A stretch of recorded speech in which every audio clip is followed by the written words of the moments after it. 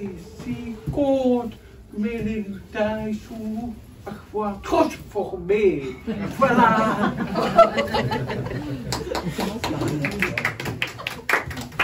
Son maître s'appelait Roger. En langue des signes, c'est l'homme à la pipe. Il jouait du piano. Et ils étaient tous les deux célibataires. Ils vivaient ensemble dans la même maison. Et le chien regardait par la fenêtre. Il regardait les femmes passer qui promenaient leur chien. Donc il regardait. Et elles passaient. Elles promenaient leur chien. Et un jour, il vit une jeune femme qui s'appelait Anita. Anita. En langue des signes, c'est la femme au chapeau. Et elle promenait une très belle dalmatienne.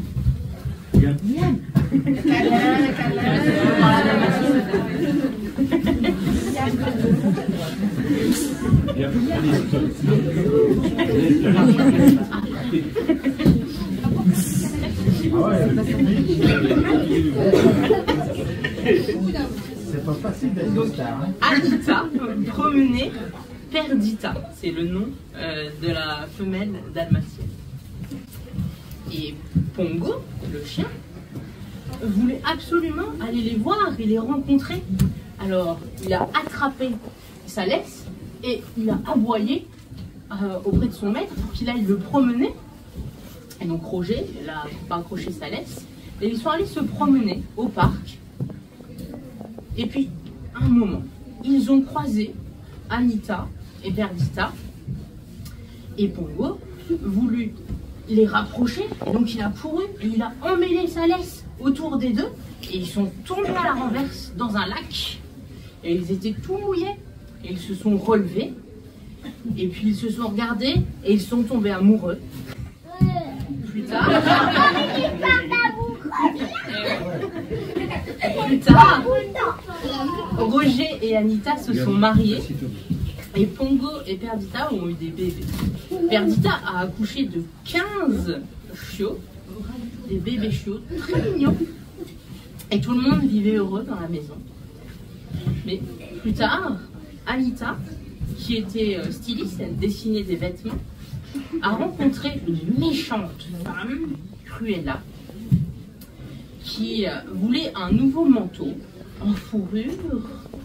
Et quand elle a vu les bébés dalmatiens, elle a dit: moi je veux ça, je veux un manteau avec des poids de dalmatiens, je veux les dalmatiens.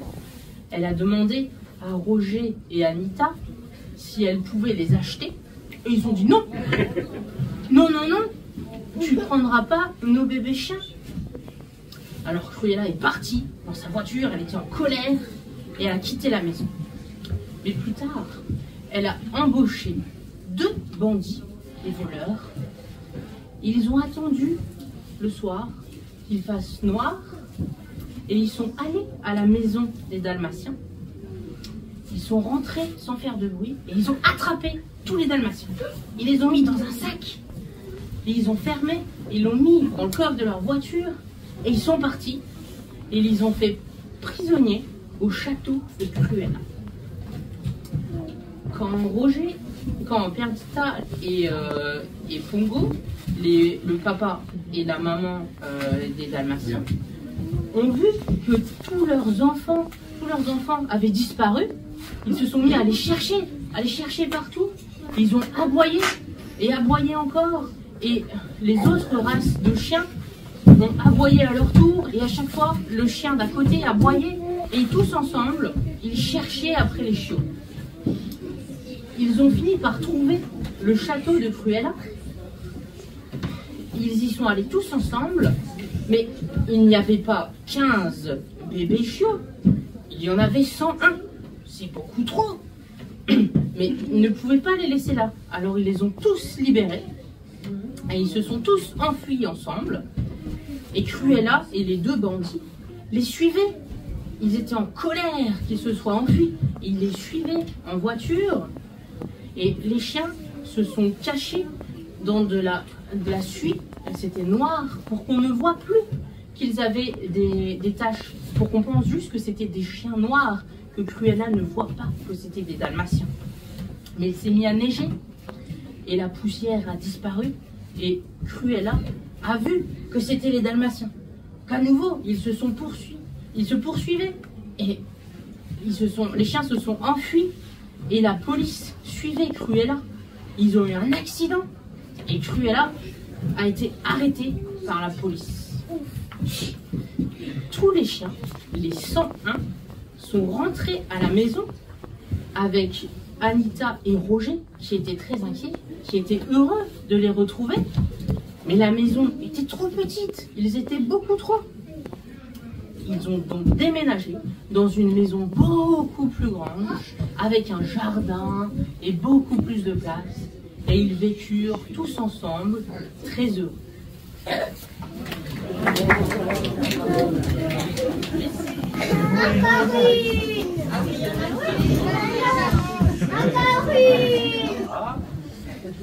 Le titre de mon histoire, c'est Hansel et Gretel. Il était une fois une famille qui était pauvre. Leur maison était au bord de la forêt. Il y avait le papa, qui était bûcheron, qui était marié avec la maman, Elisabeth, et ils avaient 2 enfants. Il y avait Hansel, le garçon, c'est H-A-N-S-E-L, et la fille, c'est Gretel, K-G-R-E-N-T-E-L.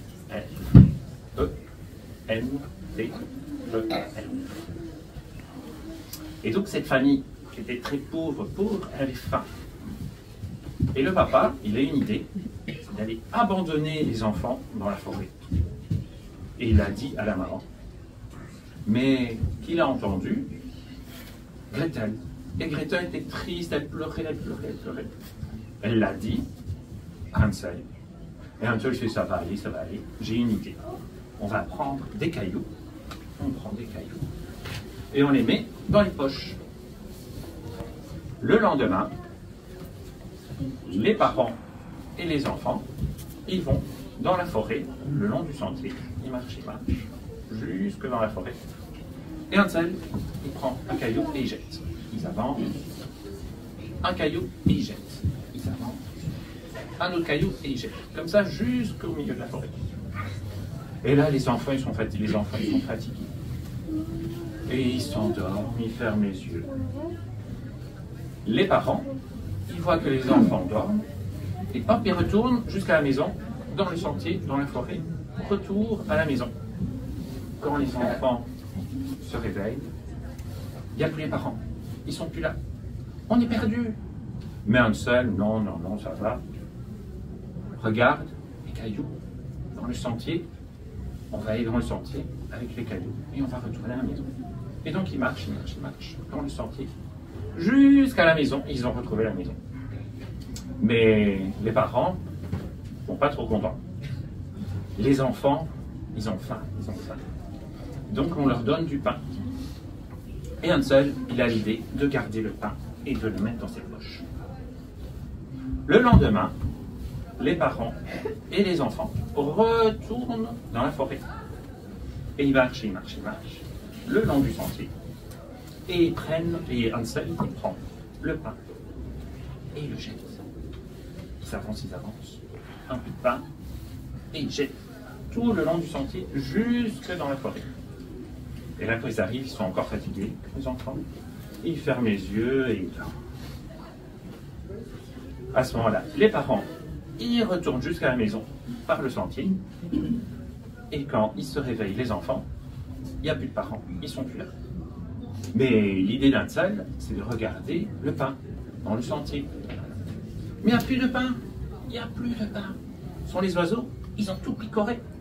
Il n'y a plus de pain. On est perdu dans la forêt.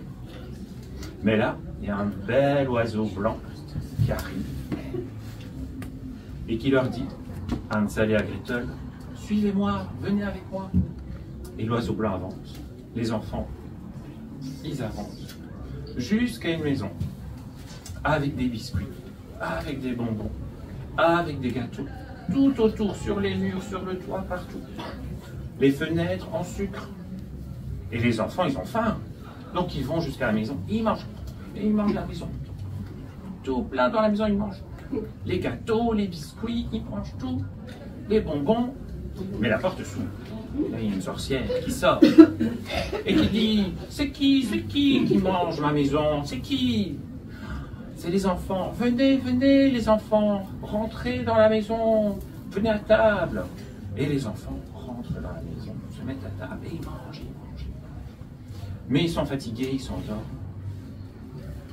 Mais la sorcière, elle veut manger les enfants. Donc elle attrape un seul. Et elle le jette dans une cage, il est emprisonné. Et elle va dire à Gretel, toi, va faire le ménage. Et elle fait le ménage. Et elle donne à manger, pas un seul, pour qu'il grossisse, Et elle lui donne à manger. Et elle sent son doigt, parce qu'elle ne voit pas bien, elle est presque aveugle, la sorcière. Et donc elle sent son doigt pour voir s'il grossit. Mais l'idée d'un sac, c'est de prendre un os qui a par terre. Et il le montre à la sorcière. Et la sorcière, elle touche le doigt, mais elle touche l'os. Ah non, il faut encore grossir, Un jour, elle dit à la sorcière, elle dit à Gretel, va voir le four, les flammes, si c'est bien chaud, va voir. Et Gretel, elle va jusqu'au four pour regarder.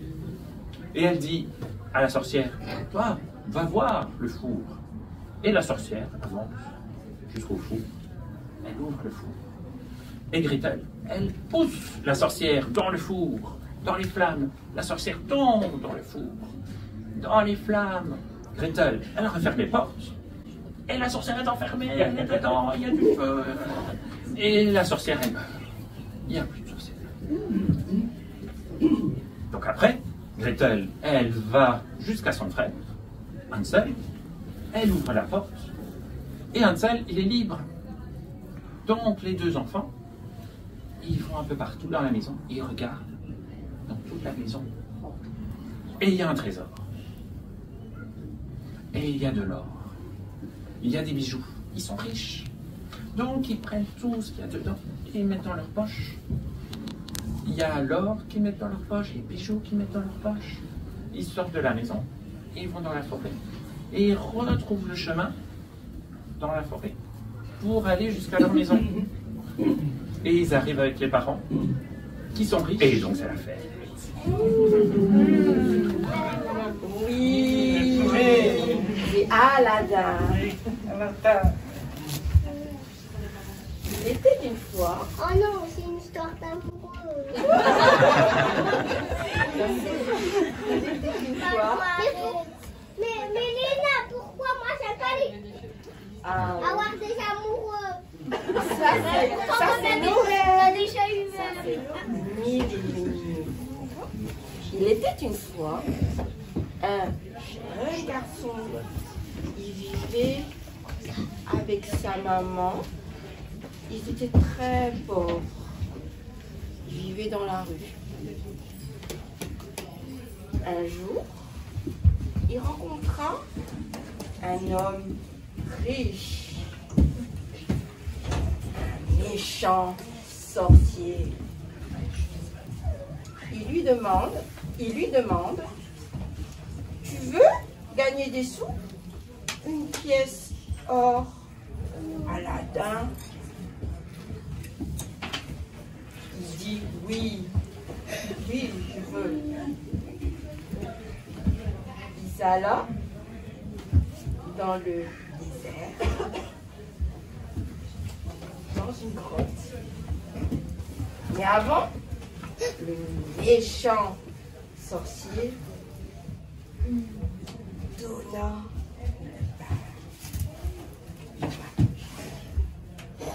pour le protéger. Il descend dans la grotte et il voit un coffre d'or, des bijoux et une lampe. chercher la lampe et monte tout doucement. Le méchant magicien donne la lampe, donne. Aladdin dit non, moi, je sors d'abord. Il ralentit et il dit donne la lampe, non. Alors le méchant sorcier, colère, il ferme à la grotte. Alors Aladdin, il pleure, il frotte en même temps la bague. Et tout d'un coup, un magicien il sort, un génie même, il sort. Il lui dit, ordonne et j'obéirai. Aladdin lui dit, aide-moi à sortir jusqu'à la maison. Le génie l'emmena jusqu'à la maison. Il raconte à sa maman son histoire. Et après, il frotte la lampe. Et qu'est-ce qui se passe? Un génie bleu, il sort de là. Il lui dit, ordonne et j'obéirai. Alors, Aladdin, il demande, beaucoup d'or. Il lui offre un grand palais immense. Il devient un homme riche. Le lendemain, il rencontre une belle princesse, Jasmine. Et il tomba amoureux. Amoureux. Il rentre à la maison et il raconte à sa maman, oh, je suis amoureux de la princesse. Est-ce que tu peux demander à son papa, le roi, de l'épouser? Alors après, la maman, elle demande au roi, tu veux bien, mon fils, épouser ta fille? Il dit oui, parce que pourquoi? Aladdin, il était riche. Ils font la fête, ils se marient. Le méchant sorcier, il entend ça. Il va voir la princesse, il va au palais et il échange les vieilles lampes contre des neuves. La princesse, elle lui donne la vieille lampe. Le méchant sorcier prend la lampe et frotte. Qu'est-ce qui se passe? Génie bleu, il sort. Il dit au magicien, ordonne et j'obéirai. Le méchant sorcier, il dit au génie d'emmener le palais loin, loin, loin, loin, avec la princesse qui se fait emprisonner. Aladdin cherche, il dit, il est où le palais? Elle est où la princesse? Et il s'en rappela qu'il y avait la bague. Il frotte la bague et le génie sort. Ordonne, oui, parce que la princesse, elle est prisonnière. Donc, il demande l'aide du génie de l'emmener jusqu'au palais, jusqu'à la princesse qui était prisonnière. Donc, la princesse, elle était en train de cuisiner et elle mettait du poison dans pour que le méchant sorcier le voie et tomba endormi longtemps. Aladdin, il prend la lampe magique, il frotte, il dit, et le génie sort, il sort, il fait, ordonne, j'obéirai. Aladdin, il dit, emmène-moi le château, le palais, jusqu'à la maison. Et après, ils font la fête. Je vais vous apprendre. Il était une fois, dans la savane, les animaux se rassemblaient pour fêter la naissance du bébé lion, qui s'appelait Simba. S-I-M-B. C'est le prince du papa qui s'appelait Mufasa. M-U-F-A-S.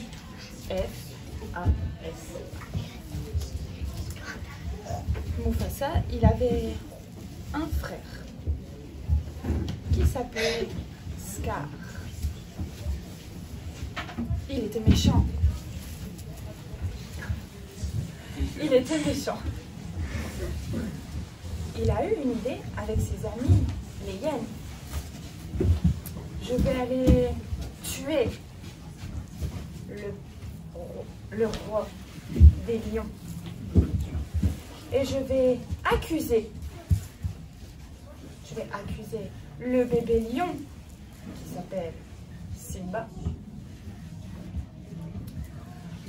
Ensuite, Simba trouva deux amis, le phacochère et le suricate. Ils l'ont aidé à manger des petits vers, mais aussi à apprendre à vivre sans souci. Vous connaissez peut-être Hakuna Matata. Hakuna Matata veut dire. Par contre, là-dedans, il y a aussi une amour d'amitié. Ouais. Sans souci. Une histoire, un moment d'amour, c'est ça? Ah ouais, la suite, on va voir. Ça arrive.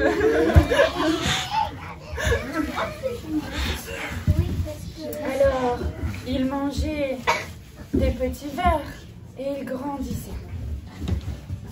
Simba, quand il devient adulte, il rencontre une petite lionne qui s'appelle Nala. Nala, donc N-A-L-A, lui dit, c'est toi qui dois devenir le roi de la savane. Mais il refuse, il dit non, je ne veux pas. Ensuite, Nala lui dit, Scar, le lion qui est méchant, il a beaucoup changé et il est devenu très très méchant. Alors, elle lui dit, il faut que ce soit toi qui devienne le roi. Alors, Simba réfléchit et dit, ok, je vais devenir le roi de la savane. Le bébé lion, qui est devenu adulte, va affronter le lion méchant. Comment il s'appelle le lion méchant? Il s'appelle Scar. Il s'appelle Scar. Voilà, c'est moi qui l'a dit. Et à votre avis, qu'est-ce qui gagne? Le roi de Simba. Bah oui.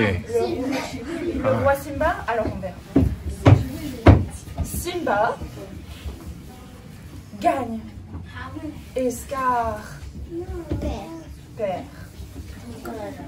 Simba devient alors le roi des lions de la savane. C'est trop chou. Tous les animaux se rassemblent et font la fête. Pendant que Scar, lui, non, c'est pas le moment du porte-amoureux. Scar, lui, il va avouer devant tout le monde. C'est moi qui ai tué ton papa.